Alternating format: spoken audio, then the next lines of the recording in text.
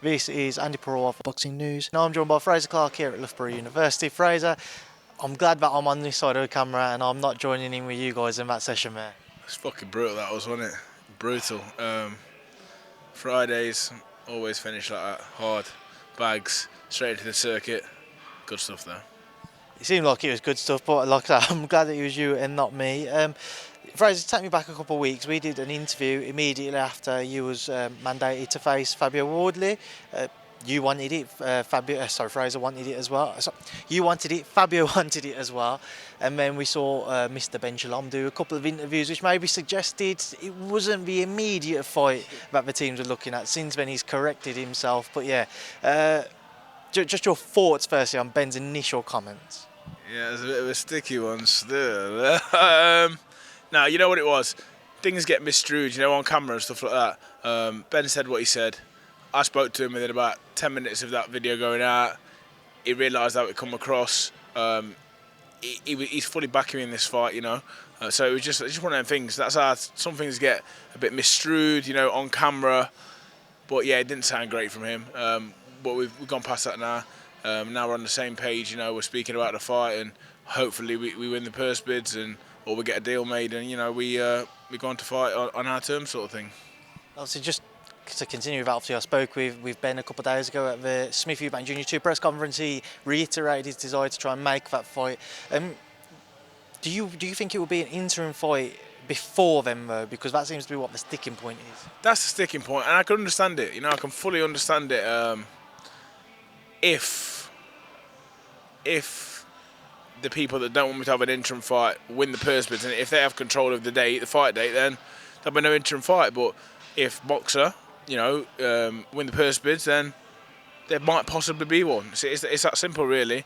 June the 10th was, I think the issue was June the 10th, wasn't it? Like that being announced. So that was the main issue, which probably we could have held back on, till after the purse bids. But it is what it is. That's done now, and whether I have that interim fight or not, I'm in the gym. As you see, I'm getting ready. I'm working hard, just getting myself in the best condition possible, mentally, physically.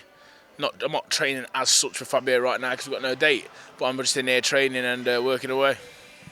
Frazer, you know yourself, people have been critical of your opponent so far in your career. So an interim fight, it's a bit of a difficult one in itself because yeah, exactly. Yeah, who do you fight? People have been critical, yeah, but like the more I see it, and I know I'm an Olympian, Olympic medalist and whatnot. But when I look around at everyone else's, I've done nothing different to no one else.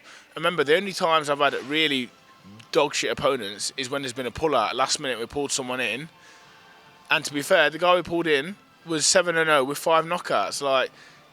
And he was the one. He got the phone call from the matchmakers, told us yeah, he's fit, he's ready, he wants to fight, he wants to win the fight.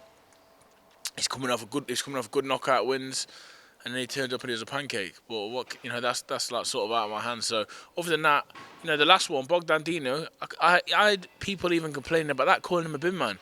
I think at the time when I fought him, he was 26 fights, 23 wins with 3 losses, but they were all like stoppages. Something like similar to that anyway. So I'm thinking, what more can I do? Do you know what I mean? It's either that level opponent or jump up a level again, which, after 6 fights, why should I? Do you know what I mean? Obviously, I saw you in Cardiff this week as well. There's kind of somewhat of a meme going around of you speaking to Eddie Hearn with your hands on your head and people saying that's how you felt when you saw Ben's comments. What was you saying to Eddie ringside? No, we know what me and Eddie I'm cool with Eddie. I've known him quite a long time. Thinking about through the security work and stuff like that. He's always supported me. Actually, always wished me well. It was a bit of banter back and forward. There was I think that might have been a moment when he said this is a 50-50 fight between me and Fabio. And I was just gobsmacked that he said that. But there we go. Frazer, who wins the purse bids? How heavy do you expect to see Boxer go for it? I don't have a clue. It's not my field, mate, honestly. If I'm dead honest, it's been about the last 2-3 weeks I've been learning about the purse bids and what goes on, what happens, how and why. I don't have a clue. Obviously I want to broadcast myself on Sky Sports and with Boxer. They've backed me. I've got loyalty to them, and I'd love to, fight for the British title on their show. But I just don't know how it goes. I really don't know how it goes. I suppose it goes down to how much do they both think the fight's worth. I mean, but I can say personally, from what I'm seeing so far, I think we're building up to one of the biggest domestic fights of the year, personally, with me and Fabio. I think the characters we are, his record, fantastic record. What he's doing, fantastic. My record's good as well. I'm both unbeaten, both big guys. I think we're both quite likeable. I don't think we've not got no malice about us, really, until we get in the ring. And I think we've done a good job of building it between ourselves. There's a bit of back and forth. I won't say it's like personal. I'd just say it's two competitive guys, and he's quite witty as well. So there's been a bit of banter flying back and forth because I can be a bit witty myself as well. And that's it, really. Is it a surprise to you people see this as a 50-50? It is to me, obviously, and it probably is to him as well. But I just know what I can do. I've boxed better people than Fabio. People talk about amateurs and pros being different. Yes, granted, in a sense. But I think the people that say that were just shit amateurs. A lot of people that say that were just dog shit amateurs that never been at international level and never seen the gap. The gap has been bridged so much between pro boxing and amateur boxing at an elite level. They're very, very similar. A few differences, obviously, but very, very similar. So, I know the level I've been operating at for a long time. I've actually dropped down a level in the pros at the minute. Do you know, like my opponents and the people who've been boxing? This is the first time I've had the bit between my teeth now that Fabio's name's being mentioned, because I am taking him very seriously. I'm not disregarding what he's done or his skill set. He's a good fighter and he's made of the right stuff. That's the most important thing. So it will be a hell of a fight, but I just believe I've got what it takes to win. Again, just going back to my interview with Ben, with everybody he's spoken to since then, he's reiterated that Fabio's a free agent. Don't know whether that impacts your own thoughts or not, but do you think that might help make the fight at all? Once again, mate, I couldn't really give a shit. I haven't got a clue. No, these guys, I said already, these guys wear tight Calvin Klein briefs and nice suits. I'm here in shorts and t-shirts, sweating my bollocks off, running up and down hills, punching bags. It's two different worlds, so that's between all them. What's on a personal level? What's the relationship like with Fabio? Do you exchange messages privately? We've had a couple, nothing like friendly, just a bit of like when he was at Portman Road. I think I just finished my session, was stretching out, seen that he was there, so I sent him a video of me growling down the phone. And he sent me back a laughing face, and he just said, "It's a fight. It deserves a big stage." So it's not. That's the kind of banter it's at the minute. Do you know what I mean? It's not like. Obviously, when we're gonna fight. When the date and time and place get set, I'm sure it'll go to a different level. I mean, none of that. But at the minute, listen, I've got full respect for him. I think he's done fantastic. To what he's doing now, to where he's come from. It took me 12 years of amateur boxing to get to become a professional and do what I'm doing. For him to be 15-0, 16-0, 15 knockouts, it's a good achievement. Different, really good. Whereas it's obviously a fight which many people are looking forward to. You've said yourself it deserves a big stage. You may disagree. I wouldn't say it's necessarily a football stadium fight, but at what level of a venue would you say it deserves the headline? I think it can do I think it can do, like that size arena that Cardiff was like the other day. I think like if that was anywhere else, it'd be perfect size. You know what I mean? But I think it'll do a good 6,000-7,000. Maybe even a 10. We're big heavyweight guys. We're sellable. Apparently off of Ipswich. I've had them in my DMs as well. Give me shit. So apparently they're coming. We'll see if they put the money where the mouth is and buy a ticket. Because I bet I've had 1,000 of them in my DMs giving me shit. But big up Norwich Football Club anyway. So there we go. Frazer, obviously you mentioned Cardiff, you was there to support your boy Joe Cordina, become a 2-time world champion. Just walk me through what was a terrific fight. No, terrific fight. I think two very good professionals. And once again, I always go back to it. We're both really good amateurs. Both performed at the highest level. And solid professionals. That's a real world title win. That's 2 world title wins for Joe. Beat 2 world-class operators, and I couldn't be more happy. I really couldn't. The Cordina clan, as I call them, the family. Like, I feel like everywhere you go in Cardiff, you're friends with Joe. I got looked after so well. What an amazing place, amazing people. I'd love to fight in Cardiff because I think I'd get the same support, you know, come out for me like this for Cordina. But yeah, I just made up for him, you know, one of the best guys in the sport.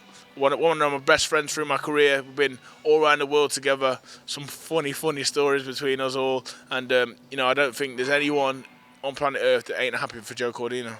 I remember seeing your reaction from when he beat Kenichi Ogawa from ringside, and I brought it up to Joe. I remember seeing him and Joshua Buatsi on the ring apron jumping up and down, hugging each other. Just talk about that bond, you know, you've spent so many years together on GB, you've known each other as amateurs through to the pro ranks. What's it like seeing somebody go on to achieve their dreams? Amazing, man, because I didn't actually mention this to Joe. I hadn't spoke to him properly. I had a little conversation the other day. But I can remember being in Rio, behind the stands that go up like this, and was underneath them. I was with his dad, and with his mum and dad after he'd lost to the Uzbek. I can remember his dad was like upset and angry, you know, and his dad was like, you know, like, don't even think about going pro if you're going to perform like that. I don't think it was Joe's best performance, but he lost to a good Uzbek. And, you know, to see where he's come from. Now, I remember them little conversations. I remember that. I remember how upset Joe was. So I remember that, and then to see him there and see his dad, I went and sat with his dad for a bit after the little family gathering party thing, and sat with him, and he was so proud and filled with joy. Do you know what I mean? His sister, his cousins, all the family. You know, it's just, you know, you live, you bleed with these guys. You have good times with them, bad times with them. You know, I've seen guys go from being hungry and having to take food from Sheffield. We used to get food allowance. I've seen people having to take food home to, you know, to being in a position where they're going on to fight for world honours with a bit of money in the back pocket. It's what I love to see. You know, and these guys have got families as well, so to see them looking after the family, that's what I'm about. It fills me up. It's obviously a fantastic story there, Frazer, and Joe's a great guy. But away from that, we had two other shows over the weekend. Poland, we saw Alen Babic stopped in the first round. What did you make of it? No, sad for him. You know, the Savage. You know, fantastic character. Another story about the Savage. I can remember Olympic qualifiers. I was going to fight his good friend Marko Mullian, another Croatian guy, and we had a bit of back and forth on Instagram, me and Babic, and then he called upon his army, his army of Croatian fans, and I'm not kidding you. I had 1,000 DMs of Croatian abuse. It's all love, you know. Alan showed me a lot of love. He said he's always here for me if I need sparring and stuff. He's a good guy, you know. I wish him all the best and hope he can get back to where he deserves to be. But I know he's got that fighting heart in him, you know. And I know this loss definitely won't define him. I can just see I don't really know him that well, but you can see the sort of character he is. So all the best to him. Future fight for you at some point? Yeah, never say never. Possibly, you know. If obviously he's done a bit with Sky Sports now, a boxer, so. If he comes back up to heavyweight, which I imagine he will. I think that was like a one-off thing, you know, the Bridgerweight title. He'll come back up with a few more quid up here, you know. So I can't see why not, and I think it'd be entertaining. I think it'd be a very entertaining fight because he really is a savage and he brings it. He brings the heat, which I love. Whyte Bakole got an early stoppage victory as well out in Poland, and then after the fight he had a bit of an altercation, shall we say, with a certain Dillian Whyte. I won't ask you for, you know, your insight into those comments, but just your take on Martin's return and a potential fight there with Dillian. Yeah, Dillian ain't gonna fight Martin. No one's really gonna fight Martin. You know, it's horrible to say, and they're not wrong in what they're saying. I've seen all the interviews. What does beating like Whyte Bakole do for anyone? Like he's too good for his own good. He's very, very good. I've got no shame in admitting how good he is and how many people I've seen him bust up in sparring. He's an animal. You know, he's gonna have to do it the hard way. He really is, and that's just unfortunately the way the business is now. But does he deserve a shot? I'd say so. He deserves some good chances, good opportunities. But then again, it's difficult. He's in a position where you need better opponents as well. He does. I thought that guy as an amateur battered him, and I couldn't believe when they were fighting. I thought, oh my God, if that's the level, if that's the level above what I'm boxing at now, then take me there now. Do you know what I mean? Hulk, what's his name? Sergei, whatever. Yeah, he's a nice guy as well. Really good guy actually. But yeah, I didn't rate him very much. Martin just made like light work of him and just stepped up a little gear. You know, great fighter Martin Bakole. But the thing with him and Dillian Whyte, I hate to have to like agree with Dillian, but he's right. We'll move on from that one then, Frazer, and just going on to Tank Davis and Ryan Garcia. Yeah. Great fight for whilst it lasted. What did you make of it? Yeah, lovely fight, lovely spectacle. You get them every now and then. I was saying this the other week, when I was a little bit younger, I'd stay up for all the American cards. But now it has to be a special one, for me to stay up for, like the 5 o'clock club, because the next day you're ruined. But this was one of them. Even though I did fall asleep on the ring walks, which pissed me off. Good fight. Tank Davis, unbelievable. For little men to be able to knock people out and stop people, I think that's a gift. It's almost as good as being a heavyweight. In terms of excitement, because they've got the skill, the speed, the power. I'm just a massive fan of his, and I've heard rumours this week and seen little pictures of him and Shakur possibly getting on. It's just like, to a boxing fanatic like myself, it's just like, it's dreamy, honestly. I've seen Shakur coming through the amateurs, been in gyms with him in America, seen him do 15 rounds straight sparring, England's and Britain's best, and just toying with them. So, and see the level he's at now, him and Javante and all these guys, it's amazing. Joyce, his defeat to Zhang. We haven't spoken since then. Your take on that fight, and since we've seen Zhang come out saying that Joe's invoked the rematch clause. I know. I just don't know how I feel about it. What it does show? Joyce has made the right stuff. He's proper. I could have told you that from day one. He's a proper fighter. He don't overthink things, as you can probably tell. He doesn't overthink things, and that's no disrespect, but he's probably said, you know what, okay, let my face heal up, let me get back in the gym, I'll right my wrongs, which I rate and respect so much. Now, if I was guiding him, if there's another route to go, possibly I would, to get you back up there, but obviously you want your interim title back, so I can understand it. I had a few messages the day after his fight, because I did an interview, I had a few messages off his management, and they was a bit upset with a couple of my comments, because I said someone's getting sacked in the morning. But, and I can understand why they see that as damaging, and I sort of apologise, because it just heated about, just one of them things I just said with not really thinking. But in a nutshell, what I was saying was, I don't think he should have been in there in the first place, because you put yourself in such a position, and it's not cowardly to not do the fight. It's just, as much as the sport is a sport, and people will grill me because people say, oh yeah, you're the guy that chooses all his shit opponents. If you get to that level and you're on the cuffs of fighting the big boys, and you know what I'm talking about, the money fights, then forget your pride sometimes, forget being the guy that will fight anyone. A strong arm around you, say, listen, come here mate, we're going to take you this way. The promised lands are just a couple of steps away, do you know what I mean? So yeah, there was a bit of commotion around that, but I just don't know if Joe can adapt. With his stylistically and the way he boxes, I'm not sure he can adapt and follow the tactics to beat Zhang. Do you know what I mean? Can he stop that backhand? He's not stopped it in his whole pro career, has he? We've always seen him get hit. Well, just to pick up on that, Frazer, I did a post-fight interview with Richie Woodall after. Obviously, Richie spent time with him on GB. He said he spent 5 years with him, and he said he couldn't understand why Joe couldn't change his tactics or adjust to it, because he's sparred and fought against some of the best amateurs, the best southpaws in the world. So he couldn't quite understand how Joe couldn't change things. He did it one way. Richie's absolutely right. He did it the same way with everyone. He lost the first round, but made the people work hard, and then for the next two, he used to batter people and bash people. Now, that was fine, but now he's come up against someone who's just as big, just as strong, took a few shots but had a nice guard, and then could fire back. And when your plan A didn't work, he didn't have plan B or C, which is difficult, and that's no fault of Joe. Some people just haven't got it. We know his attributes, we know what he's good at, we know what he's not so good at.